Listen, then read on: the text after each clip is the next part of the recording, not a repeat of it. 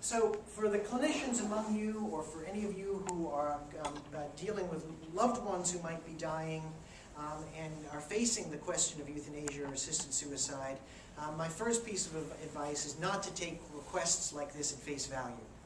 Think about symptom control for that person.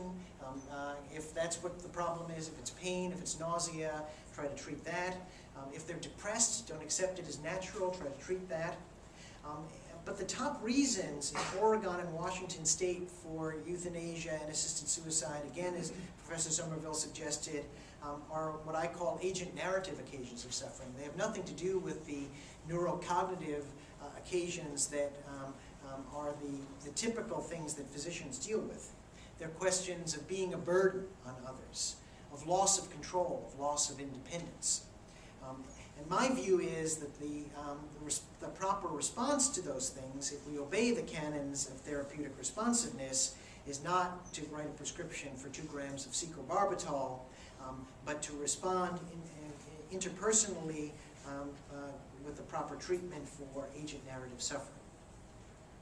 The alternatives that are available to persons who are suffering when they're dying are enormous and great. Hospice and palliative care need to be offered to such persons. We can forego life-sustaining treatments. We should do adequate pain control. Again, as Professor Somerville said, we can do more than we ever could in the first 2,500 years of Western medicine to treat patients' pain, nausea, shortness of breath, etc. Even to the point, if we need to, of giving them pain medicine to the point that they become unconscious, if that's what it takes to control their pain without killing them. But above all, we have to accompany persons who are dying and never ratify the idea that a somebody has become a nobody, even or especially when that person declares himself or herself to be a nobody.